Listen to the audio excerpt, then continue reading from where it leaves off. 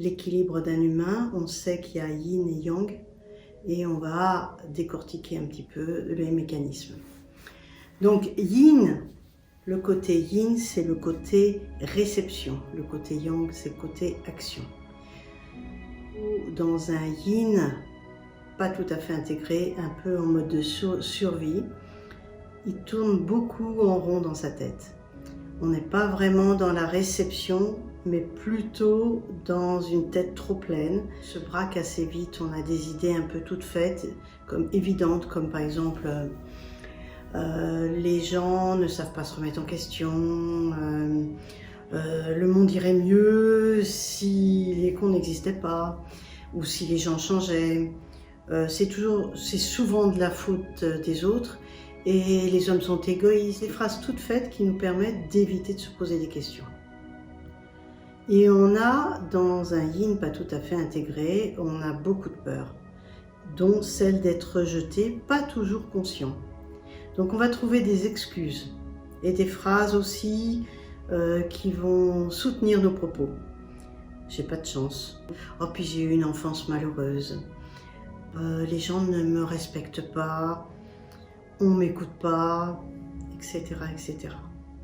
On préfère s'enfermer finalement dans notre tour d'ivoire ou dans notre grotte en pensant qu'on est incompris,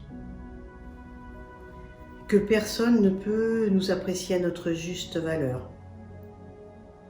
Et on peut difficilement donner notre confiance à l'autre parce qu'on a peur d'être trahi.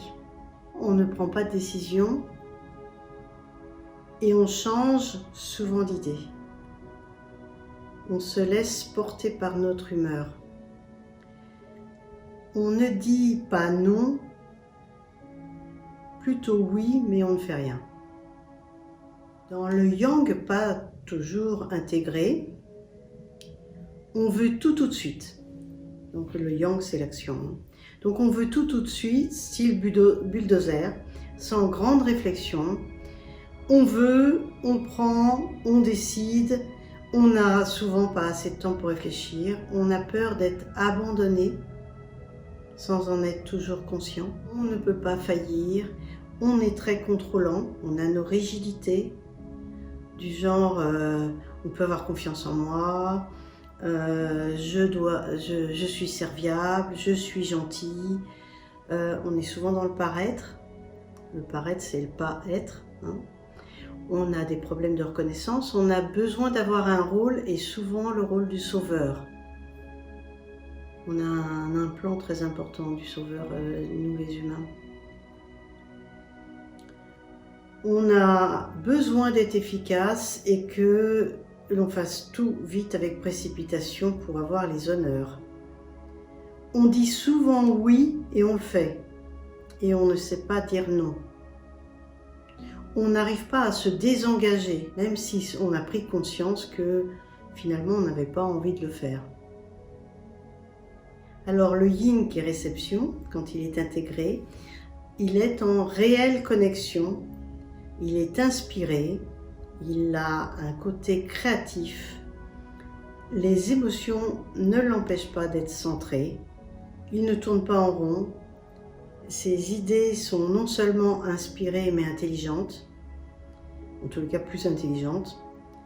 On sait aller toucher le tréfonds douloureux à l'intérieur de soi, où on ose regarder nos blessures et on en ressort grandi.